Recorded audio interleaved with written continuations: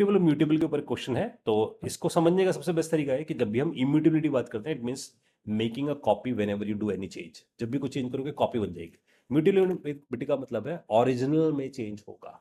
ठीक है, तो अगर मैं ऐसा बोलता हूँ, देखो वेर A10, मैंने लिखा वेर A10, और अब मैंने जब ऐसा लिखा वेर A10, तो इट क्लियरली मीन्स कि ए में 10 है गाइस, ए में 10 गया है एज अ वैल्यू।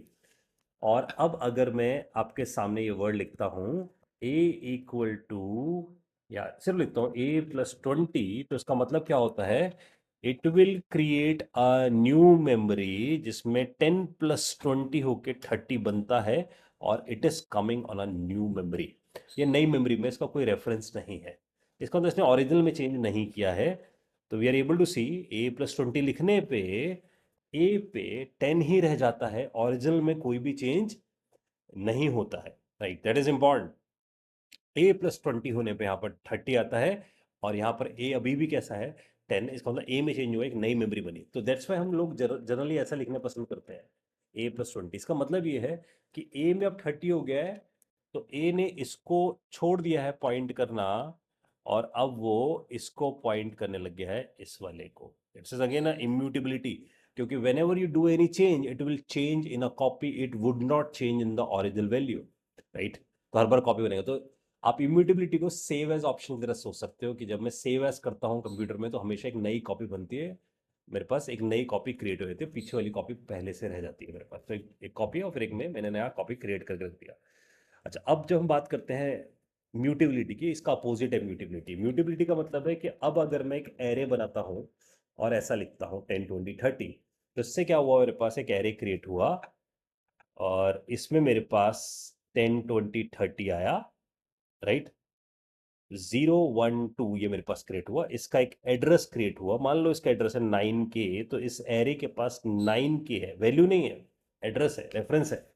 अब अगर मैंने असाइन किया इसको where T equal to ARR, तो ARR में जो है वो टी में है, जो ARR में है वो टी में है, तो टीम के पास क्या है, टी के पास 9K है, वो भी इसी को पॉइंट कर रहा है, दोनों एक ही एड्रेस को पॉइंट कर रहे हैं। अगर दोनों एक ही एड्रेस को पॉइंट कर रहे हैं, अगर मैं एक में चेंज करूंगा दूसरे में चेंज होगा। देखना, मैंने ऐसा किया, टी के 0 पे चेंज किया, टी के पास क्या था 9K, तो 9K से वो टी पे गया 1000, मतलब 10 को 10,000 कर दिया। तो आपको फील आएगा टी में तो चेंज है, लेकिन वो ARR में भी चेंज है, दिस ARR में भी चेंज है। This is called mutability. इसका मतलब mutability means change in the original, it would not change in copy. तो ओरिजिनल पे चेंज करता है। इम्यूटेबल जब भी होगा, चेंज इन अ कॉपी। तो जब भी आपको कोई हिस्टोरिकल डेटा मेंटेन करना है कि मैं ओरिजिनल को चेंज नहीं करूंगा, उसकी उसकी कॉपी बनाऊंगा, उसमें चेंज करूंगा, तो पुरानी हिस्ट्री भी रहेगी, मैं पीछे जा सकता हूँ उस पर। तो आप किसे यूज़ करो, आप यूज़ करो इम्यूटेबिलिटी कंसेप्ट को। और जब आपको लगता है मैं ओरिजिनल में चेंज करना चाहता हूँ, तो मैं क्या यूज़ करूँ, म्यूटेबिलिटी को। सपोज अब मेरे पास ये जो एरे है, क्योंकि वो रेफरेंस रखता है तो वो हमेशा म्यूटेबल है, जबकि नंबर जो मेरे पास था वो वैल्यू रखता है, तो वो मेरे पास इम्यूटेबल है। तो क्या मैं म्यूटेबल को इम्यूटेबल बना सकता हूँ? Yes, it is possible. ऐसा करने के लिए मेरे को इसकी कॉपी बनानी पड़ेगी। तो किसी तरीके से अगर मैं इस एरे की कॉपी बना दूँ, तो इसकी कॉपी बनाने के लिए हमारे पास एक ऑपरेटर है which is called spread operator. तो अगर मैं इसे 3 बार लिखें और AR लिख दें, तो AR के एक एक एलिमेंट को उठाकर कॉपी कर देगा R के अंदर। तो अगर इस बार अगर आप R को देखोगे, तो R में बिल्कुल एग्जैक्ट ऐसे डेटा दिखेगा।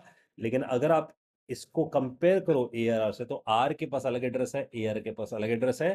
तो इट क्लियरली मीन्स कि आपके पास जो ARR बना था, लेट्स से वो है ना कुछ वैल्यूज के साथ, है ना जो भी इसके पास वैल्यूज है, उसके साथ ये 8K पे बना था, और ARR के पास 8K था। लेकिन जब आपने R बनाया, तो R ने अपनी अलग मेमोरी पकड़ी है इस बार, उसमें सेम वैल्यू तो है, लेकिन एड्रेस लेट से 2K है इसका। राइट, तो वो इसे पॉइंट कर रहा है। जबकि पिछली बार जब आपने टी में से डाला था, तो उसके पास सेम एड्रेस था। That's why it is right now it is giving a false here. यहाँ पर फॉल्स आता है क्योंकि आर के पास अलग एड्रेस है, AR के पास अलग एड्रेस है। लेकिन जब आप ऐसा करते थे where T equal to ARR, तो AR का एड्रेस कॉपी होता था टी में, और अगर आप टी इक्वल टू ARR करते थे, दोनों के पास सेम एड्रेस होता है, इट इज गिविंग ट्रू। तो इट क्लियरली मीन्स कि आर के पास अलग कॉपी है, AR के पास अलग कॉपी है। तो अगर आर जाकर अपनी वैल्यू, जीरो इंडेक्स वैल्यू को 1 कर देता है, तो आर में चेंज होता है, वो AR में नहीं होता है। Right, so this is we have learn a difference between mutability and immutability.